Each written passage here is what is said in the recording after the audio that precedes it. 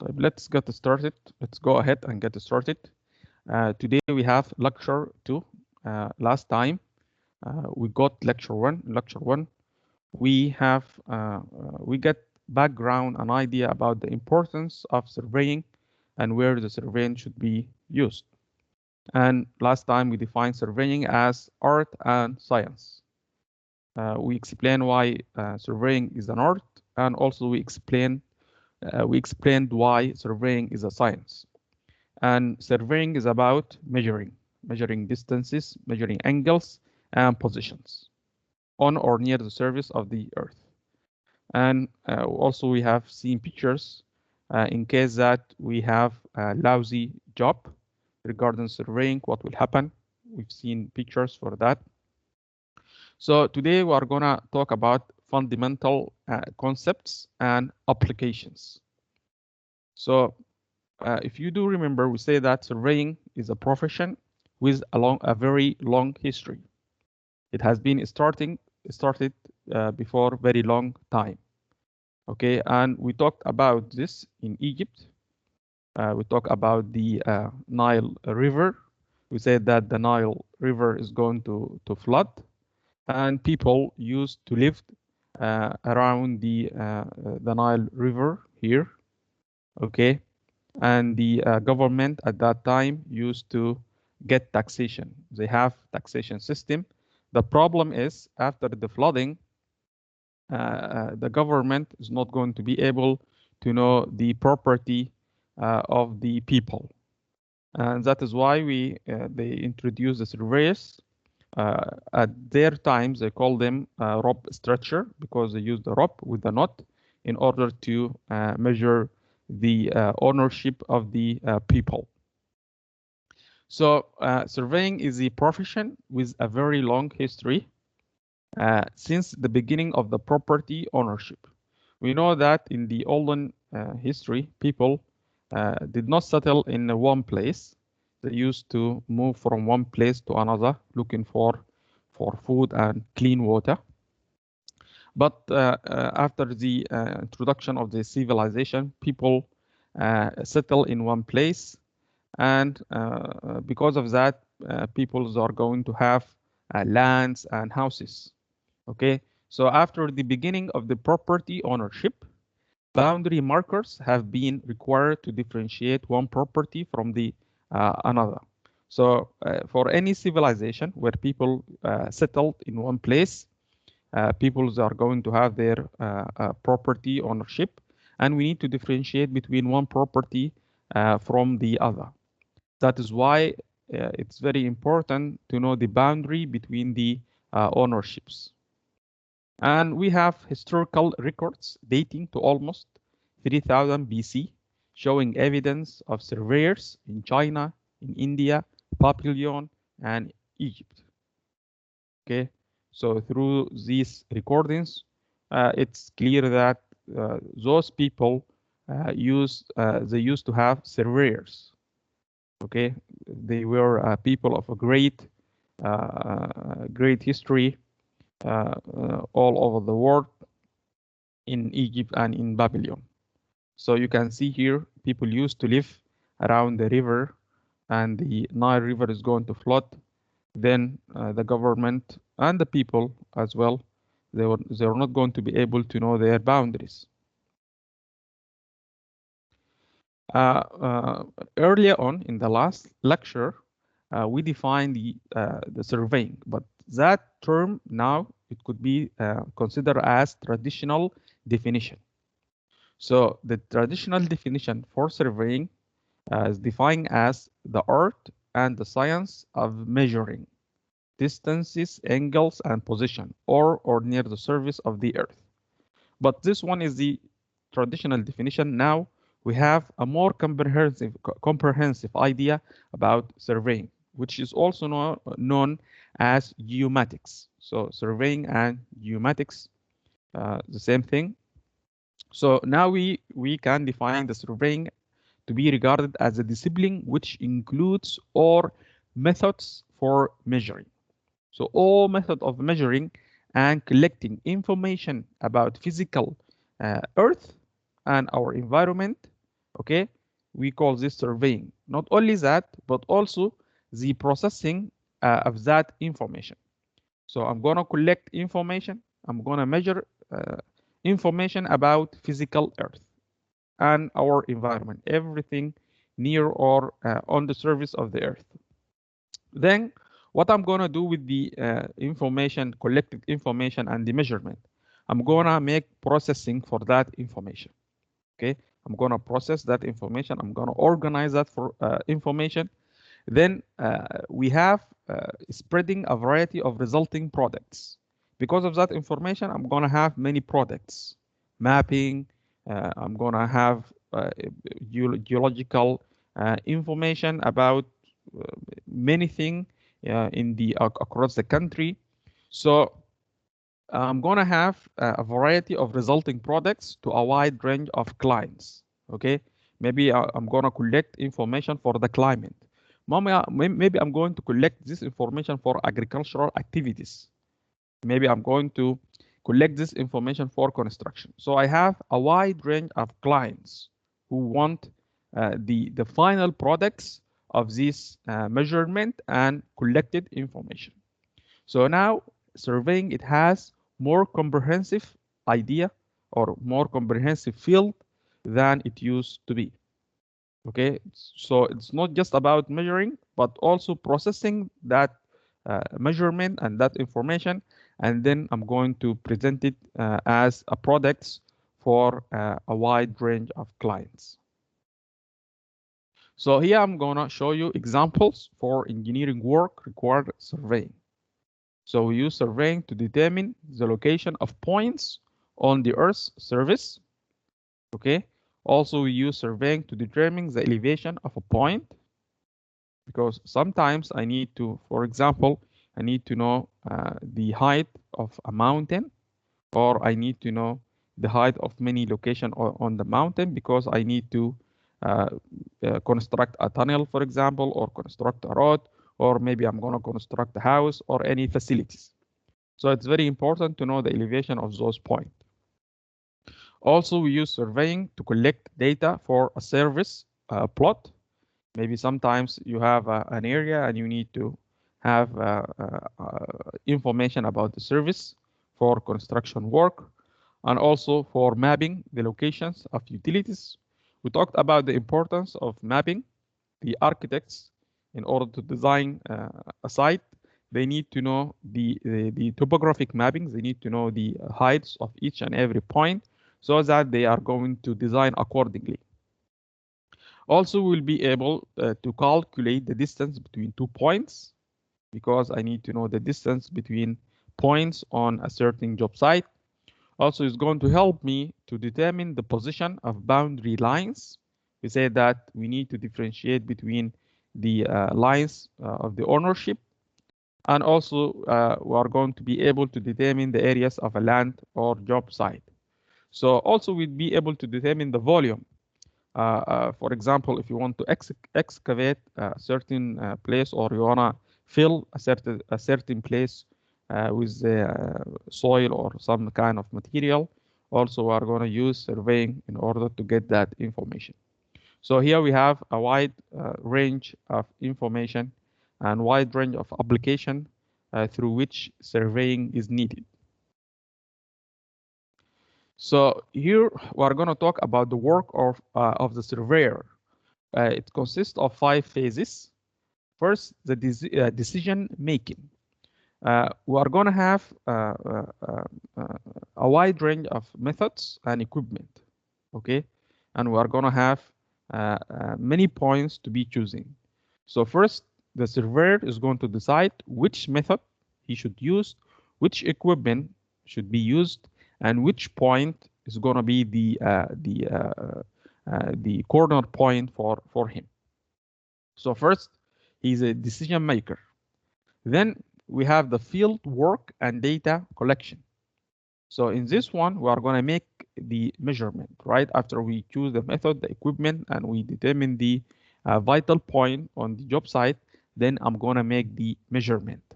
And after I get the measurement, then what I'm going to do with the measurement, I'm going to measure I'm going to collect and record the data maybe in a node. Okay, you have a node, you are gonna measure and record the data. Then after that, what I'm going to do with that data, I'm gonna go through the computing and data processing. Okay, I'm going to process this data. How I'm going to do that? By preparing a calculation based upon the recorded data to determine the locations in the usable form. So you are going to have a certain type of form through which the calculation is going to be done. Then the information is going to be plotted to produce a map or a plot or a chart in a proper form. So here we are gonna get a product for our information. Okay, we call this mapping or data representation. Finally, we have the stake out. After we got the data, we are going to locate a point on the ground. Okay, so we are going to locating and establishing monuments or stakes in the proper location in the field. Okay, so let's say that you have a new residential area, okay, which is not habited yet. Here in Medina, we have an example for that. Then if you go through those residential areas, you're gonna find points. Okay, we call this stakes. Okay, you are gonna find steel bar like at the corners of any new residential area which is not built yet. So through those points, we're gonna have information about the area itself. So also we're going to talk about types of surveying. We're going to classify the surveying because like you can see here, we have a wide range of applications. So we are going to classify the types of surveying. First, we are going to classify the surveying depending on the method of survey. Okay, so depend on the method of survey, surveying can be divided into two. First, the aerial survey and the ground survey. In the aerial survey, we are going to use aircraft and planes and get photographs and images, and the measurement is going to be done through those photographs and images. While the ground surveying, everything is going to be on the ground. We are going to have like a physical touching. Okay, so depending on the method of surveying, we have aerial survey and we have ground survey. The aerial survey is the one carried out in the air or space with the use of aircraft and satellites. Okay, so this one we are going to use aircraft and satellites, and in this method, the features to be surveyed are photographed or sensed. So for example, this one is going to be photographed or sensed using satellite. And we're going to also use the camera or sensor.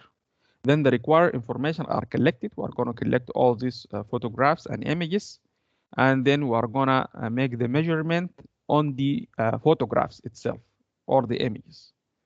Okay, so the measurement is going to be done on the photographs. The other type, which is a ground survey, is the kind of survey that takes place on the surface of the earth. Like you can see here, it's going to take place on the surface of the earth. Okay. In this type of surveying, the features to be surveyed are directly measured by physically touching them. I'm going to physically touching the ground here, not like this one where the measurement is going to be done through the photographs. We are not going to touch anything. So what we are going to study here in this course, we are going to talk about the ground survey. Okay, do you have any question, please? Yeah, Doctor. The first part A, aerial surveying, I didn't understand it. How can I know the distance from the photo? How you are going to know the distance from the photo? Yeah, the photograph is going to be done on a scale. Okay, you have a certain scale. Okay, when you are going to take a photo for a certain place, you are gonna make this with a scale. Okay, for example, you've got drawing, right? Don't you? Yeah, okay. So when you get a drawing, you are going to make the drawing with a scale, right? Yeah, So if you have a drawing with a scale, will you be able to get the measurement from the drawing? yeah, okay, okay. Okay, you I got got the it. idea? Yep. Yeah. Thank you. Okay.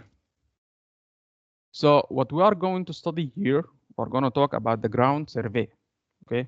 In this course, mainly we are going to talk about the ground survey. So the ground survey itself, it could be divided into two major areas based on the area to be surveyed. First, we have the geodetics survey and we have the plane survey. So in the geodetic survey, mainly we are going to talk about large area. The area is going to be more than 250 kilometers square. And because the area is so big, we are going to take into account the curvature of the Earth. So if the area is too big, more than 250 kilometers square, then the accuracy is going to be affected. So we need to take into account or into consideration the curvature of the Earth. Okay.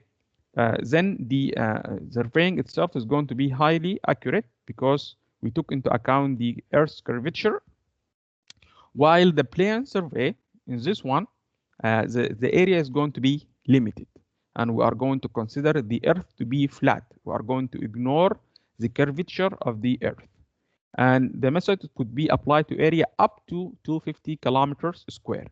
So the area is going to be less than this value, okay?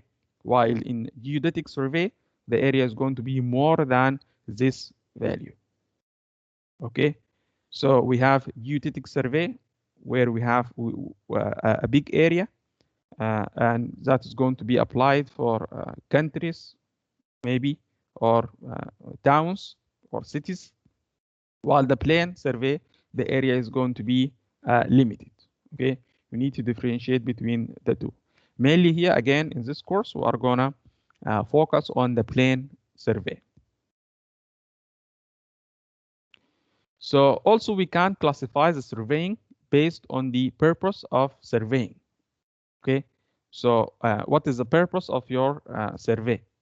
We have topographic survey, we have hydrographic survey, we have route survey, we have cadastral survey, we have construction survey. So this classification is based on the purpose of surveying. I'm going to walk you through about each and every one of them. First, we're going to start with topographic survey. So here in this picture, we call this topographic maps. And the topographic maps is going to help me to know the heights of the a certain area. Okay, so those lines here, I will be able to know the heights of this area. Okay, at the end of this course, you will be able to understand the meaning of those lines here. But just now, it's okay to know that we are going to use the topographic maps in order to know the elevation of points in a certain area. So topographic survey, it determines the position and the shape of a natural and man-made features over a given area, usually for the purpose of producing a map of an area. So we use this one in order to produce map like this one, through which we will be able to know the elevation of that area. Also, we have hydrographic survey. We know that we have a feature under the water. Okay, the heights under the water is going to be different from one point to another. We have deep heights, and also we have shallow heights, right? So, for example, if you want to construct a bridge, okay, over a body of water. So in order to do that, you need to know the elevation of the river, or of the it's going to be for a river mainly. So you need to know the elevation of those points so that you can construct the column piers. Okay, otherwise you will not be able to do that. So in hydrographic survey, we are gonna, it's just like preliminary surveys that are used to tie water feature to the service control point. So assume here I have a control point on the service. I need to connect the features and the ground with the control points. So if this one is 0, this one is going to be -2, then -1, -5, and so on. By doing this, I will be able to tie or connect the feature under the water to the feature above the water. And that information is very important if you are planning to construct anything inside the water. So the hydrographic survey, it defines shorelines and the depth of lakes, streams, oceans, reservoirs, and other bodies of the water. We are going to connect all the bodies of the water with the service control points. And also we have the route survey. In this type of surveying, preliminary layout and control surveys that range over a narrow but long strip of land.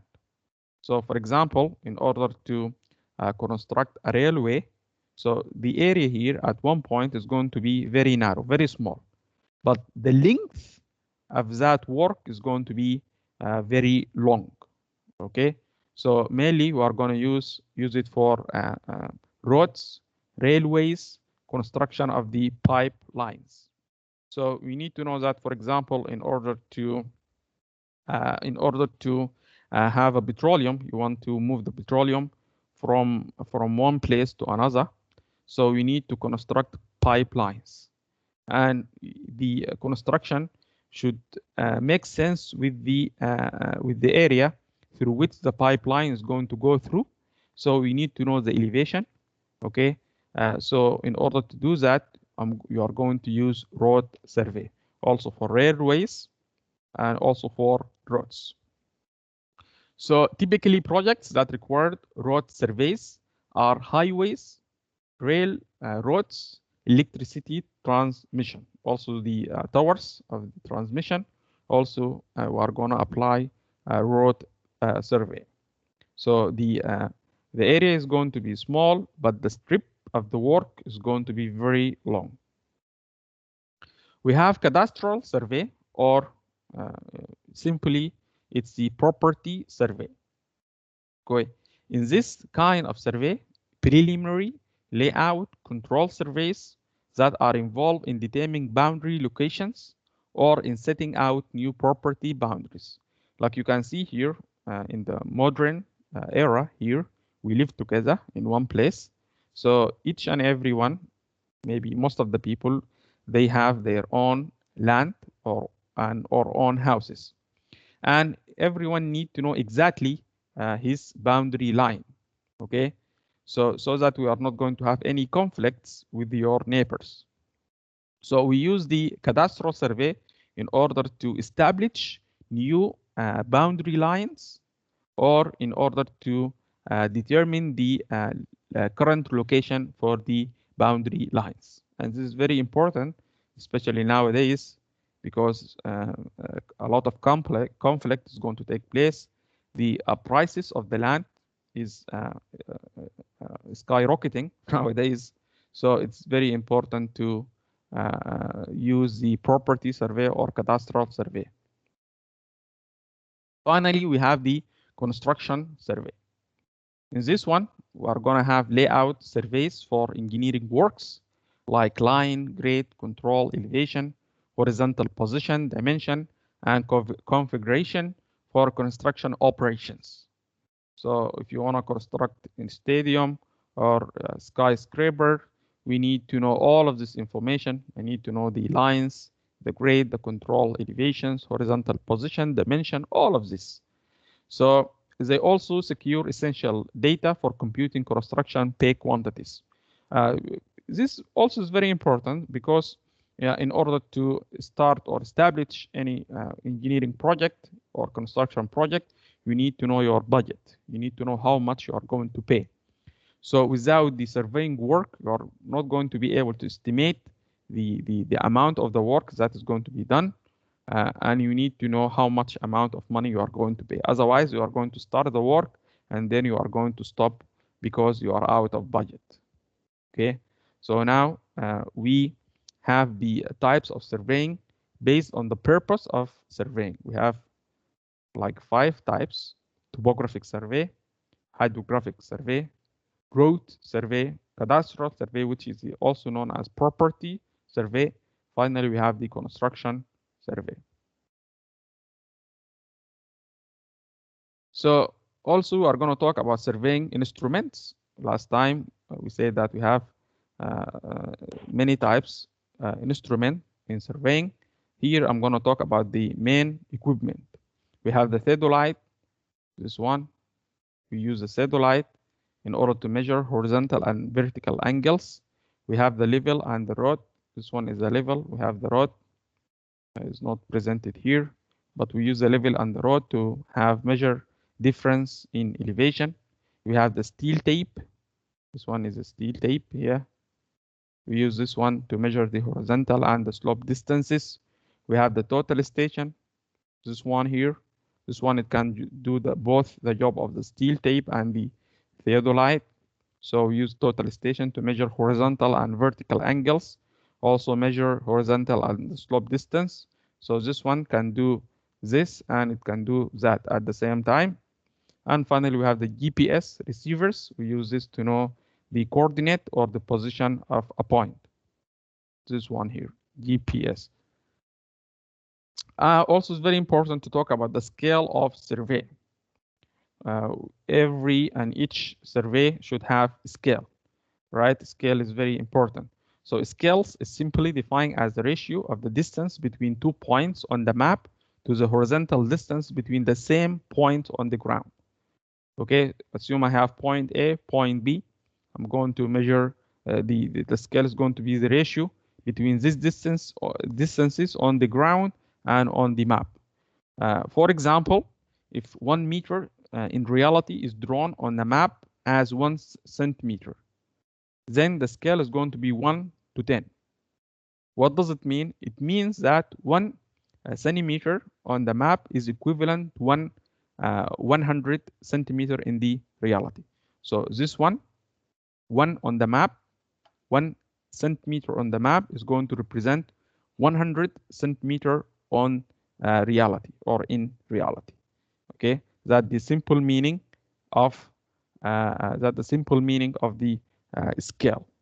Okay, so how I'm going to know the appropriate scale? The appropriate scale based on first the size of area to be mapped, whether you have large area or a small area, the map purpose, what is the purpose of the map, also the size of paper sheet to be used for drawing. Are you going to use A4, A3, A2, and so on?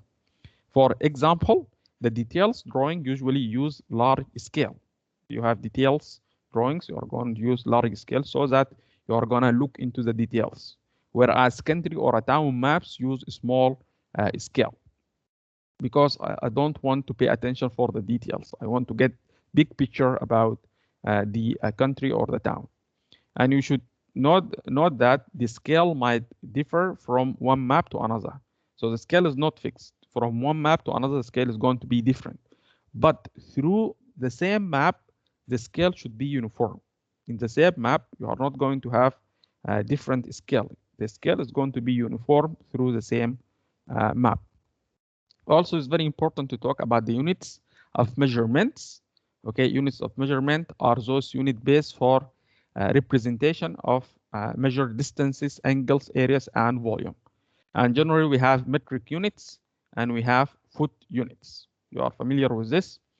Here, we are gonna look into a table where we have the foot units and metric units. I think you are familiar with that, maybe in statics and all the courses that you have taken.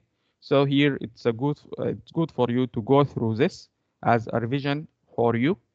Okay, for example, here 1 foot equivalent to 12 inches and 1 kilometer is equivalent to 100 meters and so on. You can go through all of this, review all of this. Here also I can move from foot to metric system.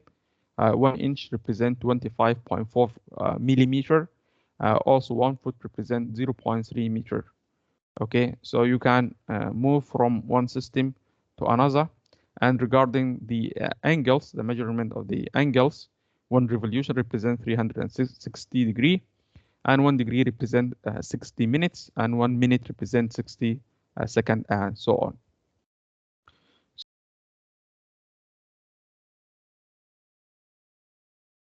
Make measurement. This process cannot be free of errors. Okay, so if you are gonna make measurements, then you are gonna have some kind of errors. Okay, so no measurement can be free of error except counting, unless you are counting something. But other type of measurement, you are gonna have errors. So we need to understand the types of errors. We have random errors, we have systematic errors, we have natural errors, and we have personal errors. First, we are going to start with random errors. So these type of errors cannot be predicted. You cannot predict the pattern of that error, and usually they are small, and they are going to cancel each other. Okay, so you cannot predict them. So they are small in value, and usually they cancel each other. You're gonna make a error in this place, with the error of that place, they are going to cancel each other.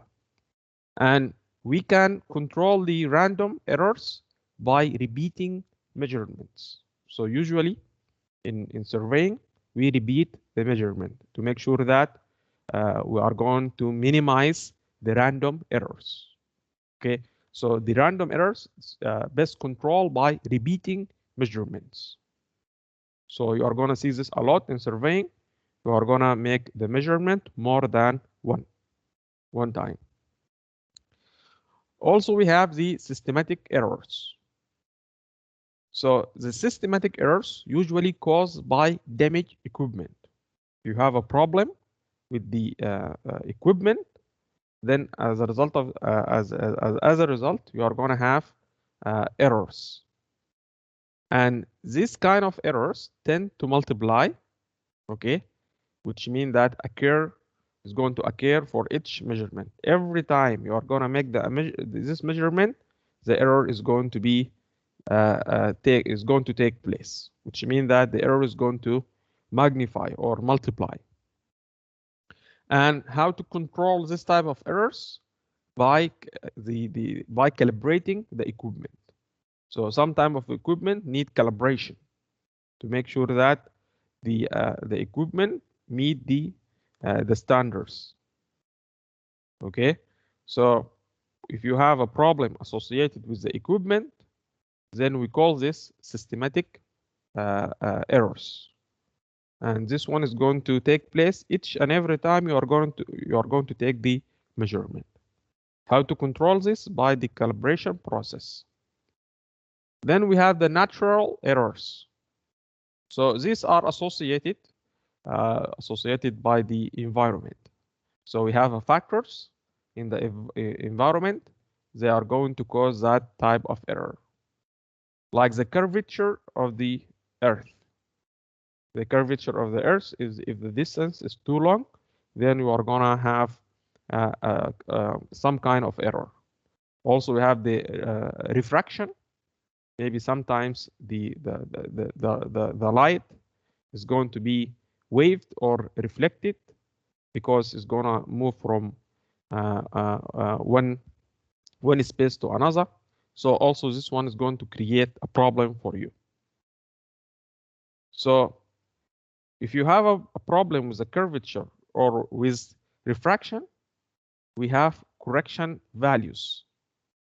For example, if the distance is 1000 kilometers, then you are going to have a correction value. You need to multiply this distance by that value.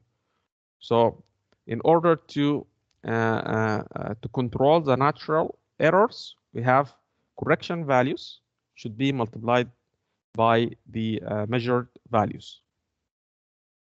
Finally, we have the personal errors, and sometimes we call this blunders.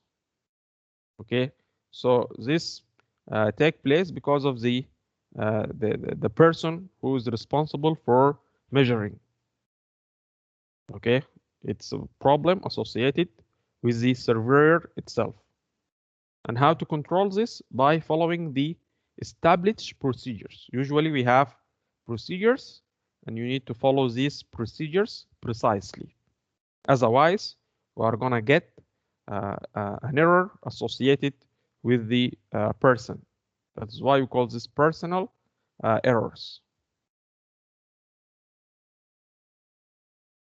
So since we are gonna make measuring in surveying, it's important to understand the difference between accuracy and precision.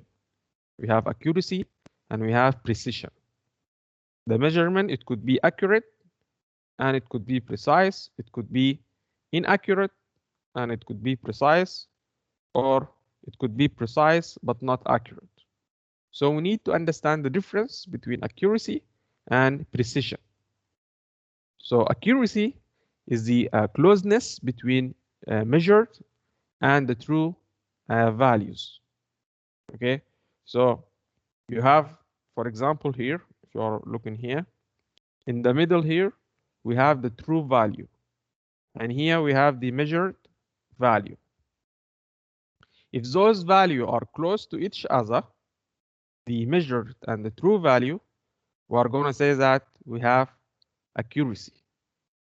Okay, if the measured value and the true value close to each other, then we are going to say that we have accuracy. While the precision is the closeness between the measured value. Here I have the measured value. They are close to each other. In this case, we are going to say that we have precision. Those values are precise because the measured value close to each other. But in this case, is your value accurate? No, it's not accurate because, for example, this value is away from the true value.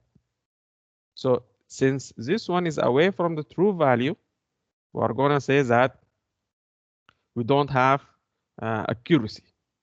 So accuracy associated with the closeness between the measured values and the true values. The last example here, you can say that the measured value close from each other, and also they are close from the true value in the middle. So in this case, we're going to say that we have accurate and precise measurement. My measurement is accurate and precise. So we need to differentiate between accuracy and precision. So here we are going to measure values. Okay, we are going to repeat, for example, the values. If the values are close to each other, then we are going to say that we have precision. And if the values close to the true values, then we are going to say that we have accuracy. So finally, in this lecture, we are going to talk about the field notes. So it's very important when you get to the site, you should have field notes. Okay, you are going to make measurements, so you need to record or report all the measured values. So the field notes are the permanent record of field procedures and the data collected in those procedures. So when you get to this site, you need to conduct a measurement. You have a certain procedure for that measurement, and you are going to collect data. So in the field notes, you are going to have the procedures, right? And also you are going to have, you need to record the measurements. Okay. So for us, when we get to the field, in order to get surveying lab, we need to have field note. in the field note, we are going to have the procedures, and also we are going to have columns and rows in order to record the data. And the field notes should be made carefully, because we don't want to get any type of errors, right? So we need to be very careful regarding the field notes. And sometimes it's common tendency to crowd information into the page, right? Sometimes I need to put all the information just in one page, then the page is going to be crowded, right? We know that paper is cheap, but information is not cheap, right? So do not crowd the information. Please organize your notes, okay? Because information is precise, okay? So please do not crowd the information into the page. Also, we are going to make some sketches, okay? And these sketches should be drawn to approximate scale, with care taken to preserve the relative position and the orientation of features. So also we are gonna have some sketch in the field notes. So this one should be made approximate with approximate scale, and you should keep the relative position between the features. You should make it like that. Also, sketch the plan of the whole area on one sheet of the paper. You are gonna get to the ground, so the area of the measurement you need to sketch the whole area before you start measuring. Also, show all details, such as a detailed outlines of a buildings, edges of paved areas and roads, footways, walls, hedges, fences, trees, telegraph poles, transmission lines, etc. So all the features in the area, you should sketch them. Okay, so that what need to be said about the field notes. Field notes is very important. So also make sure that you have a pen and calculator with you, so that you can make a small calculation which is going to be needed for further measurement. So I'm going to stop here regarding this lecture. If you have any questions, please ask me.